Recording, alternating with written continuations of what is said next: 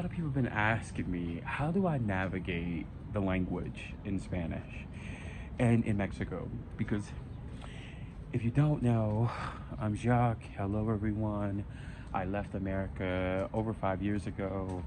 I've lived in three different countries: London, Spain, and now Mexico.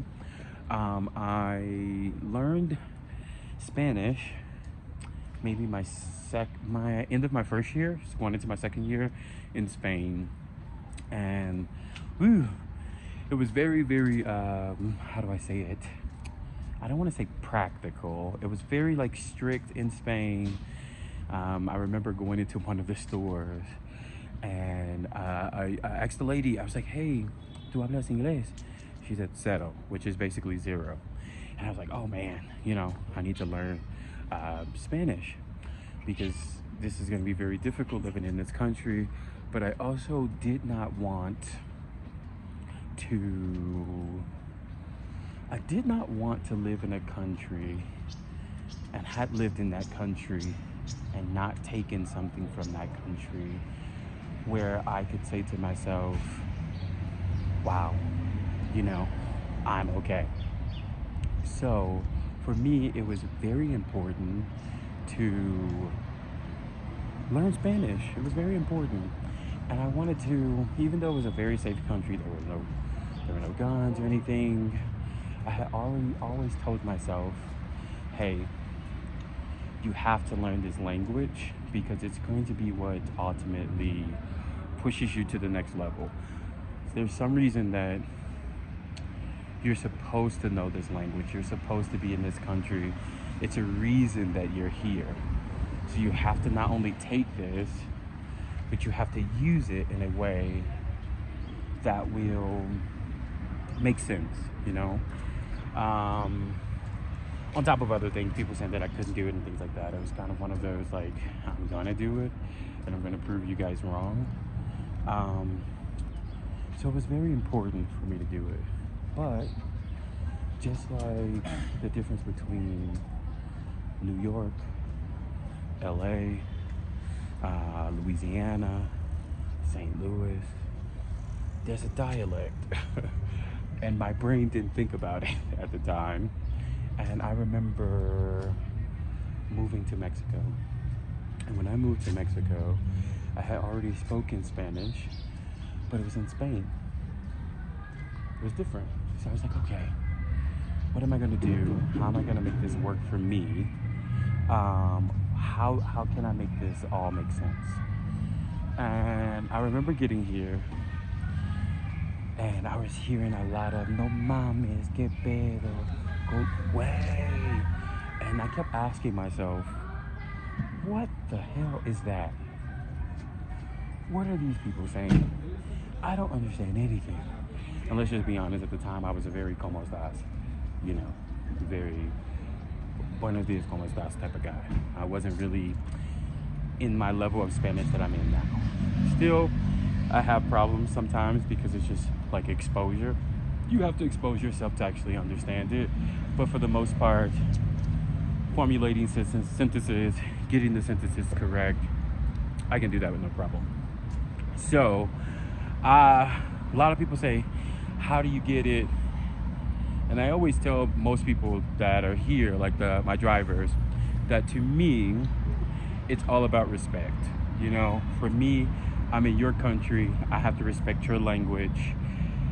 And para mí es solo por respeto. Porque yo vivo aquí. Yo gano aquí. Y yo trabajar aquí también y yo alquilar mi casa aquí. Entonces, mi viva es aquí, en México. Entonces, no es como, no soy gringo, soy mexicano, porque yo necesito hablar con mis amigos, con mis clientes, con todo. Entonces es un poco diferente. And you have to have the respect for the culture.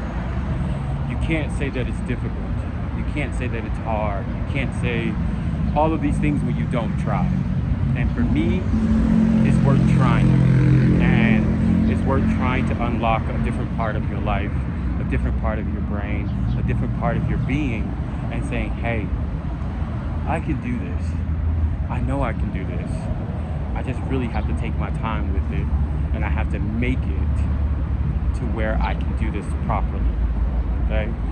So for me, the navigating, after understanding what everything was, it was amazing.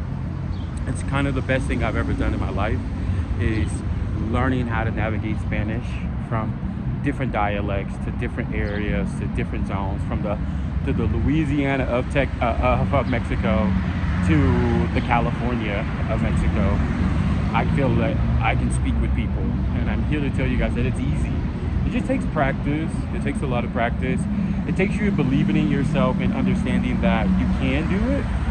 And like I said in my last video, I think me understanding that I want Mexico to be my home forever, it allowed me to walk into it a little bit more and say, okay, now I'm falling in love with it.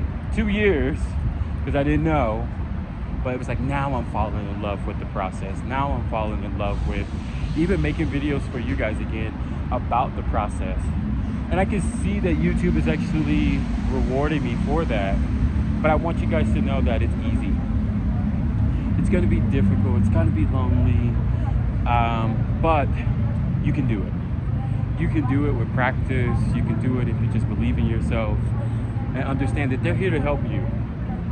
They give so much respect for those that actually try. Like, it's mind-blowing how much respect they give you, you know? And I've learned that I get more respect just because I speak Spanish. When I need to communicate, I can communicate. When I need something, I need it. I was in Sears the other day looking for a bath curtain, and I couldn't remember, but I know that I can say, yo necesito un cortina por mi baño. Y ella, Entonces, and then I asked her, I said, hey, so how do you say it? ¿Cómo se dice este en español? She says, oh, las cortinas por el baño. It's like, And I was like, it's just a curtain for the bathroom.